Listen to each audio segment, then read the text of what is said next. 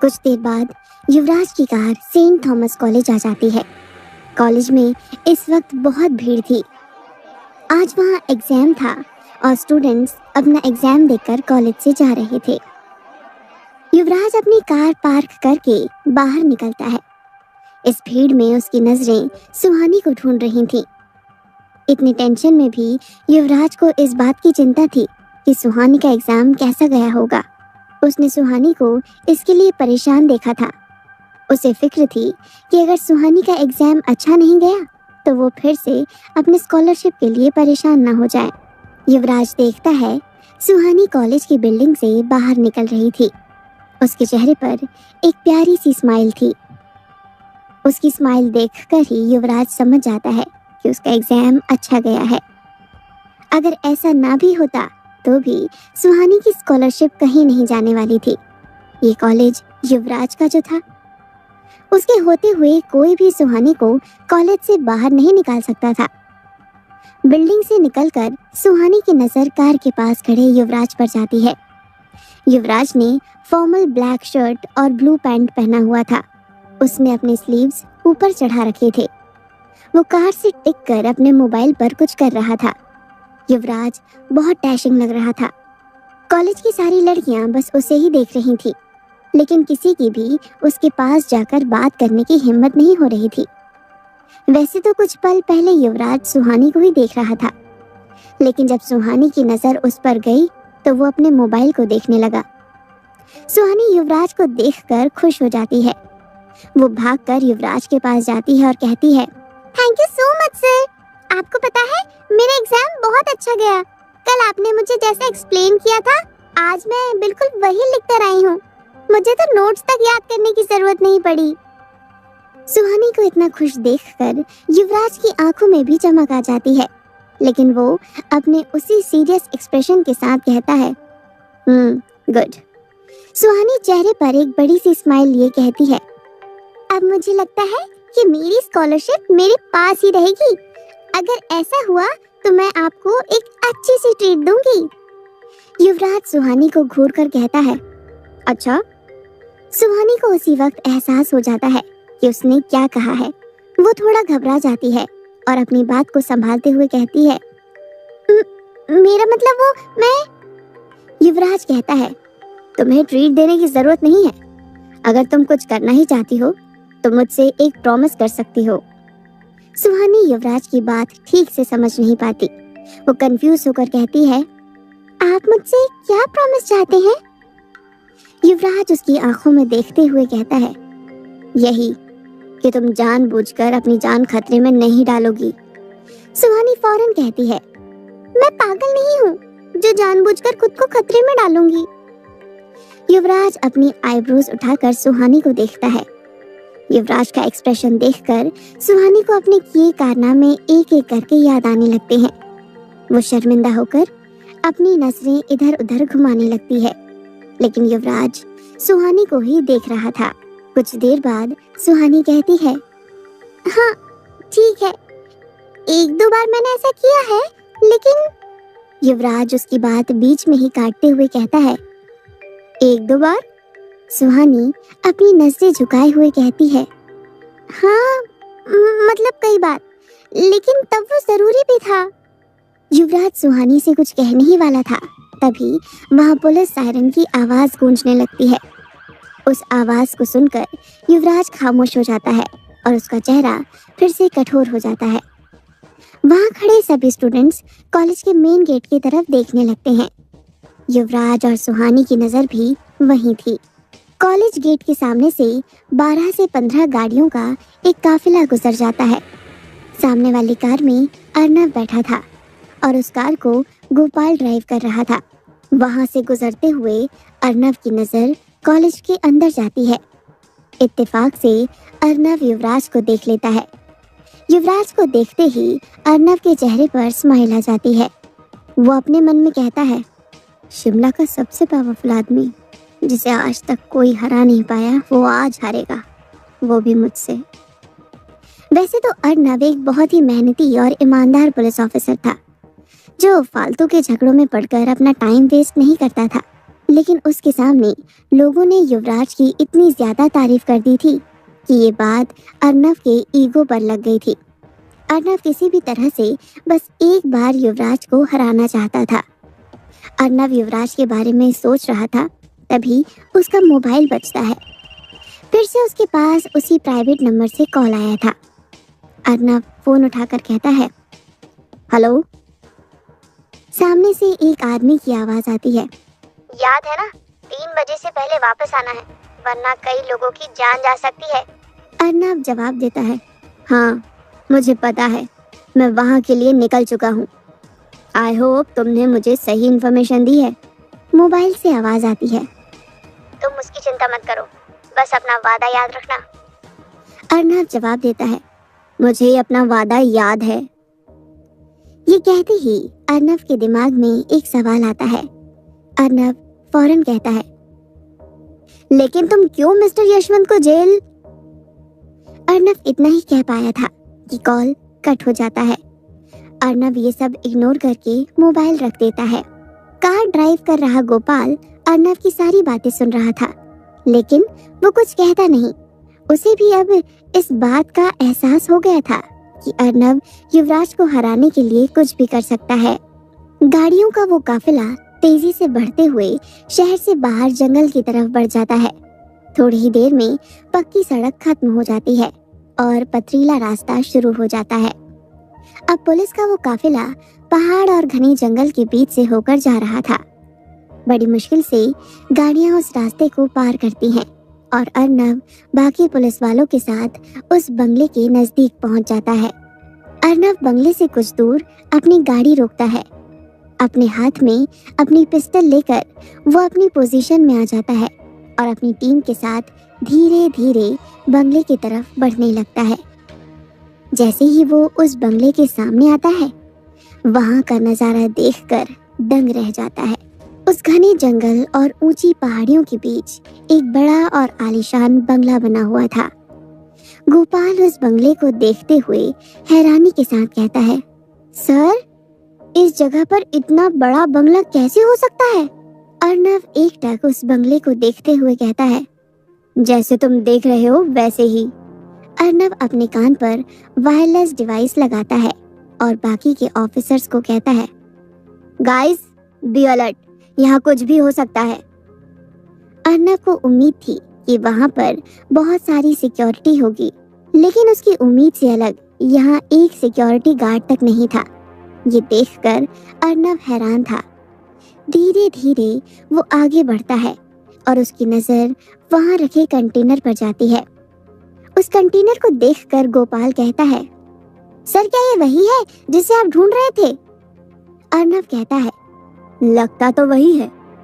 वो अपनी डिवाइस की मदद से बाकी ऑफिसर्स से कहता है, ऑफिसर्स, शायद लोगों को उसी कंटेनर में रखा गया है। मैं आगे बढ़ रहा हूँ, मुझे कवर करना। ये कहकर अर्नव कंटेनर की तरफ बढ़ जाता है। अर्नव की टीम भी उससे कुछ दूर उसके पीछे चल रही थी। कंटेनर का दरवाजा बंद था। उस पर एक लॉक लगा था और उस लॉक पर काला कपड़ा बंधा था। अर्नव बिना देर किए उस ताले से वो कपड़ा हटा देता है और अगले ही पल अपनी पिस्टल से उस ताले को शूट करके ताला तोड़ देता है। जैसे ही ताला टूटता है, आसमान में जोर की बिजली चमकती है। एक पल के लिए वहाँ इतनी तेज रोशनी फैल गई थी कि किसी को भी कुछ दिखाई नहीं दे रहा था। उस बिजली के साथ ही वहाँ तेज बारिश शुरू हो गई थी। इस बार गोपाल के साथ साथ पूरी पुलिस की टीम डर गई। गोपाल घबराते हुए कहता है, सर ये सब क्या हो रहा है? अर्नव बेपरवाह होकर कहता है, ये पहाड़ी इलाका है, यहाँ ये सब आम बात है। ये कहकर अर्नव कंटेनर के हैंडल को पकड़कर अपनी तरफ खींचता है। गोपाल डर से कांपते हुए अपने मन में कहता है, अर्नव सर ये क्या कर रहे हैं? क्या इन्हें समझ नहीं आता कि ये अपने साथ साथ बाकी के लोगों की जान भी खतरे में डाल रहे हैं? अर्नव कंटेनर का दरवाजा पकड़कर खींच देता है। दरवाजे के खुलने की आवाज वहाँ गूंज पड़ती है और कुछ देर के लिए वहाँ खामोशी छा जाती है। अगले ही पल उस कंटेनर से लोगों की भीड़ बाहर आने लगती है। अर्नव और उसकी टीम ये नज़ारा देखकर दंग रह गए थे। जो लोग कंटेनर से बाहर निकल रहे थे उनकी हालत बहुत खराब थी। उन्हें देखकर साफ समझ आ रहा था कि कई दिनों से उन्होंने कुछ खाया पिया नहीं है। वो सभी कमजोर और बेहाल लग रहे थे और कंटेनर से निकलते ही जंगल की तरफ भाग रहे थे। वो नहीं जानते थे कि अर्नव उन्हें बचाने आया है। वो बस वहां से अपनी जान बचाकर दूर चले जाना चाहते थे। अर्नव अपने आप को संभालता है और अपनी टीम से कहता है, हमें सबको सही सलामत उनके घर तक पहुंचाना है, उन्हें जंगल में जाने से रोको। अर्नव की पूरी टीम उन लोगों को संभालने की कोशिश करती है, लेकिन ये काम उनके लिए बहुत मुश्किल था। वो लोग डरे हुए थे और बस भाग रहे थे। कुछ देर बाद अर्नव बाकी के 3 कंटेनर को खोलता है और लोगों को बाहर निकालता है। अर्नव की टीम बड़ी मुश्किल से उन्हें संभालती है और एक एक करके उन्हें बस में बिठाकर वहां से ले जाती है। अब आंधी के साथ साथ बारिश और भी तेज होने लगी थी। आसमान पर तेज रोशनी के साथ बिजली चमक रही थी। सभी हॉस्टेजेस को भेजने के बाद उस बंगले के पास सिर्फ 3 ही लोग रह गए थे, अर्नव, गोपाल और 22 साल का एक कांस्टेबल अमन। सबके वहां से जाने के बाद अर्नव एक चैन की सांस लेता है, लेकिन अगले ही पल उसे कुछ याद आता है और वो हड़बड़ाते हुए अपनी घड़ी देखता है। 3 बजने में सिर्फ 15 मिनट ही रह गए थे। वो उस बंगले को देखते हुए अपने मन में कहता है, मुझे इस बंगले के अंदर जाकर देखना चाहिए। वो किडनैपर इस बंगले के अंदर तो नहीं छिपा। तभी अर्नव को याद आता है कि उसे 3 बजे से पहले यहाँ से सभी को वापस भेजना है, वरना लोगों की जान को खतरा हो सकता है। लेकिन अर्नव बिना इन्वेस्टिगेशन के यहाँ से नहीं जाना चाहता था। वो गोपाल से कहता है, गोपाल, तुम अमन के साथ यहाँ से चले जाओ। मैं एक बार बंगले के अंदर की तलाशी लेना चाहता हूँ। अर्नव की बात सुनकर गोपाल घबरा जाता है। वो अपने मन में कहता है, ये अर्नव सर की बहादुरी तो मेरे लिए मुसीबत बनती जा रही है। जंगल के बीचों बीच इस बंगले में पता नहीं क्या होगा और बिना किसी टीम के इनको यहाँ तलाशी लेनी है। ये सोचकर गोपाल अर्नव से कहता है, सर आज मौसम बहुत खराब है और पूरी टीम भी जा चुकी है। अभी इन्वेस्टिगेशन के लिए सही वक्त नहीं है। हम कल यहाँ वापस आ जाएंगे। अर्नव ये मौका अपने हाथ से नहीं जाने देना चाहता था। उसके पास अभी इतना टाइम भी नहीं था कि वो गोपाल को सब कुछ समझा सके।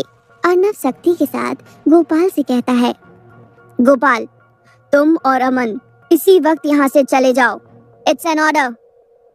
गोपाल अर्नव को अकेले छोड़कर नहीं जाना चाहता था। वो अर्नव से कहता है, सर, मैं आपको यहाँ अकेले छोड़कर नहीं जाऊंगा, मैं भी चलूंगा आपके साथ। जब बहुत समझाने पर भी गोपाल नहीं मानता तो अर्नव हार मानकर गोपाल से कहता है, ठीक है, तुम मेरे पीछे आकर मुझे कवर करो। अर्नव पास ही खड़े अमन की तरफ देखकर कहता है, अमन, तुम गाड़ी के साथ तैयार रहना। अमन हाँ में सर हिलाकर कहता है, यस सर। अर्नव गोपाल के साथ बंगले के अंदर चले जाता है। अर्नव को ऐसा लग रहा था कि ये मिशन उसकी उम्मीद से कहीं ज्यादा आसानी से पूरा हो गया, लेकिन उसे बिल्कुल भी अंदाजा नहीं था कि उस बंगले में उसके साथ क्या होने वाला है। वो नहीं जानता था कि उसने कौन सी मुसीबत मोल ले ली है। क्या अर्नव सच में अपने लिए एक नई मुसीबत मोल ले रहा है? क्या होगा बंगले में अर्नव के साथ? जानने के लिए सुनते रहिए ये कहानी। शाम के 7 बजे थे। सुहानी, निशा और विवेक के साथ लाइब्रेरी में थी। वो तीनों यहाँ एग्जाम की प्रिपरेशन कर रहे थे, लेकिन पढ़ते पढ़ते सुहानी की आंख लग जाती है और वो डेस्क पर ही सर रख कर सो जाती है। निशा और विवेक भी उसे डिस्टर्ब नहीं करते। वो दोनों अपनी पढ़ाई में लगे रहते हैं। आज भी लाइब्रेरी में ज्यादा लोग नहीं थे। वहाँ लगभग 10 या 12 लोग ही रहे होंगे। युवराज सुहानी से थोड़ी दूर वाले डेस्क पर कुछ काम कर रहा है। काम तो सिर्फ एक बहाना था। युवराज बस सुहानी के आसपास रहना चाहता था। इसकी 2 वजह थी। पहली ये कि वो सुहानी को उस साए से प्रोटेक्ट करना चाहता था, और दूसरी ये कि उसे जल्द से जल्द ये पता लगाना था कि सुहानी का उस साए से क्या कनेक्शन है। युवराज अब तक ये बात समझ नहीं पाया था कि कैसे सुहानी उस साए के सभी शिकार को अपने सपने में देख सकती है, और सबसे जरूरी बात, उसमें उस साए को मारने की काबिलियत कैसे आई। युवराज बीच बीच में सुहानी को सोते हुए देख रहा था। सोते वक्त वो युवराज को और भी ज्यादा मासूम लग रही थी। उसका चेहरा बिल्कुल शांत था और उसके कुछ बाल उसके चेहरे पर आ रहे थे, जिससे सुहानी और भी प्यारी लग रही थी। कुछ ही देर में सुहानी के शांत चेहरे पे शिकन आने लगती है। उसका शांत चेहरा अब परेशान लग रहा था। युवराज, जो कि कब से सुहानी को ही देख रहा था, इस बात को नोटिस कर लेता है। वो सुहानी को ऐसे देखकर परेशान हो जाता है। वो जानता था कि सुहानी के ऐसे रिएक्ट करने का क्या मतलब है। युवराज सुहानी के पास जाने के लिए जैसे ही उठता है, सुहानी की आंख खुल जाती है। वो हड़बड़ाकर उठ जाती है और बेचैनी से अपने आसपास देखने लगती है। उसका चेहरा देखकर साफ समझ आ रहा था कि वो बहुत घबराई हुई है। सुहानी की ये हालत उसके पास बैठे निशा और विवेक भी नोटिस कर लेते हैं। इससे पहले वो सुहानी से कुछ कह पाते, युवराज सुहानी के पास आकर बैठ जाता है। युवराज सुहानी से कहता है, क्या देखा तुमने? सुहानी अभी भी बहुत ज्यादा घबराई हुई थी। वो इतना ज्यादा डर गई थी कि वो कुछ बोल नहीं पा रही थी। वो हकलाते हुए कहती है, वो बंगला, जंगल, अर्नब सर, वो साया। सुहानी कुछ भी साफ साफ नहीं कह रही थी। युवराज, निशा और विवेक सुहानी की ये हालत देखकर परेशान हो जाते हैं। उन्हें ये तो समझ नहीं आ रहा था कि सुहानी क्या कह रही है, लेकिन वो ये जरूर समझ जाते हैं कि फिर से उस साए ने एक शिकार किया है।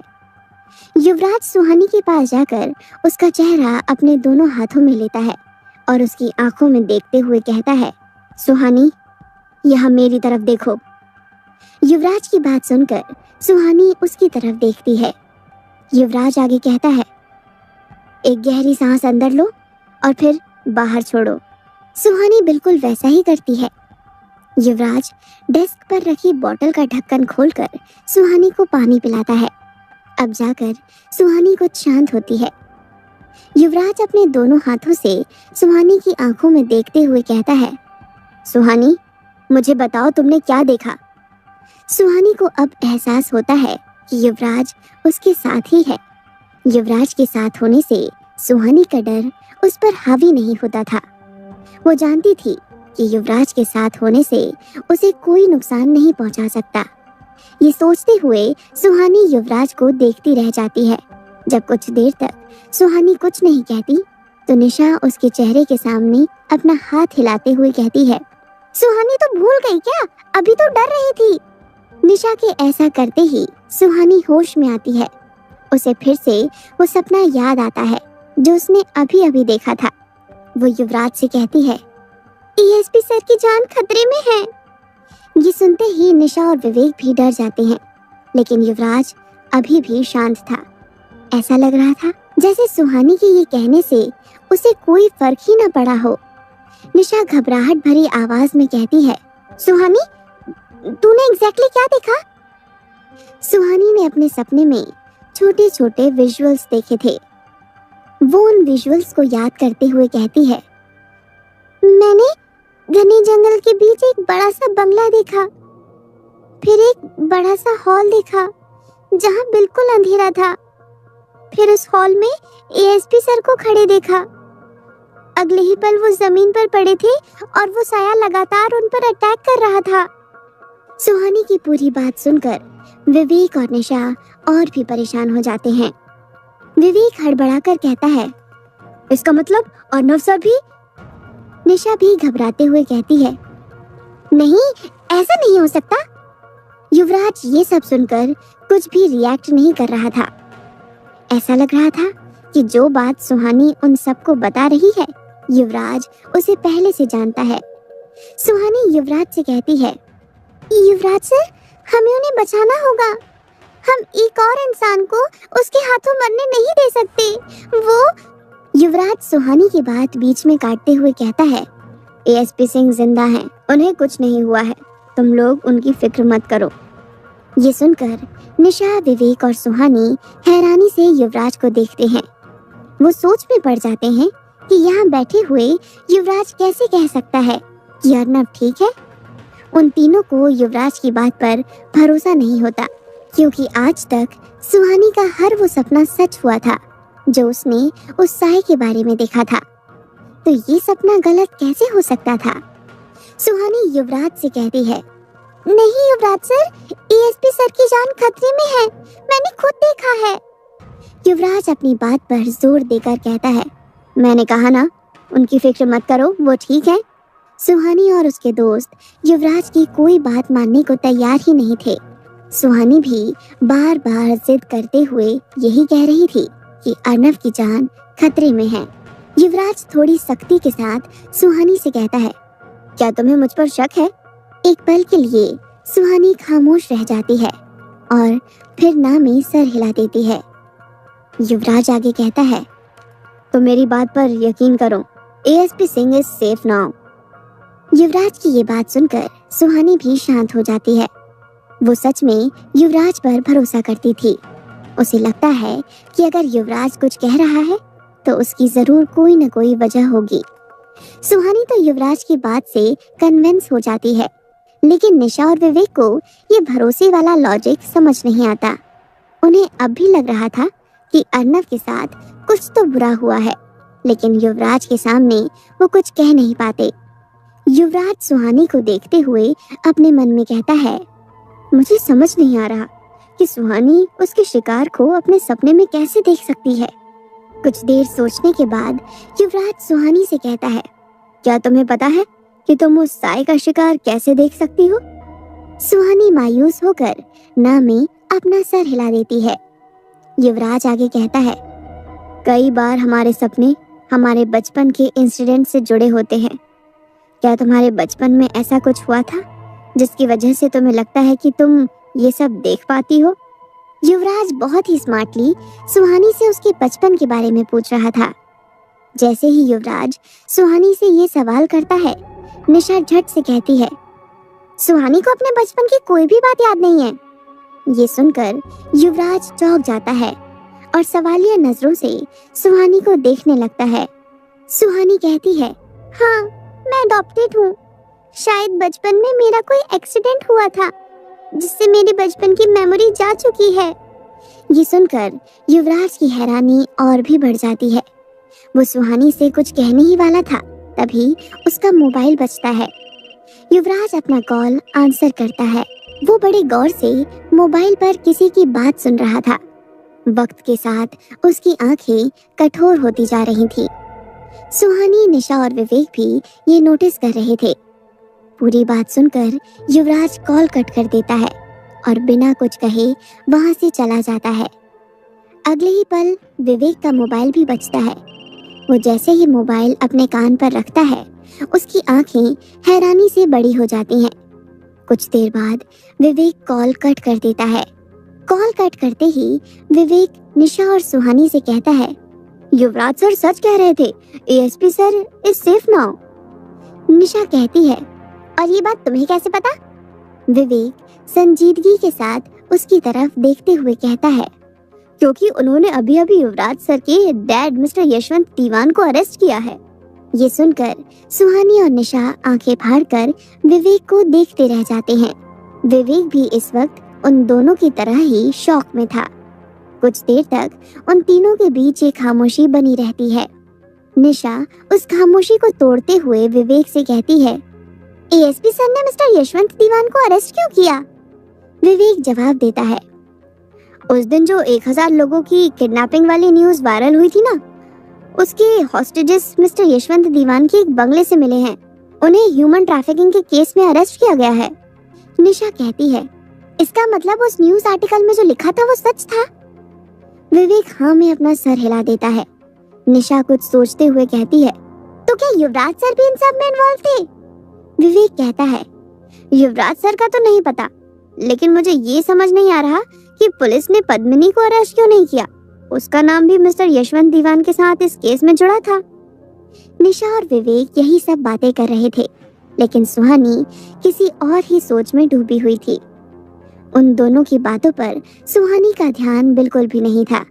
उसके दिमाग में बस एक ही बात चल रही थी कि ये सब होने के बाद युवराज कैसा होगा। सुहानी को युवराज की बहुत फिक्र हो रही थी।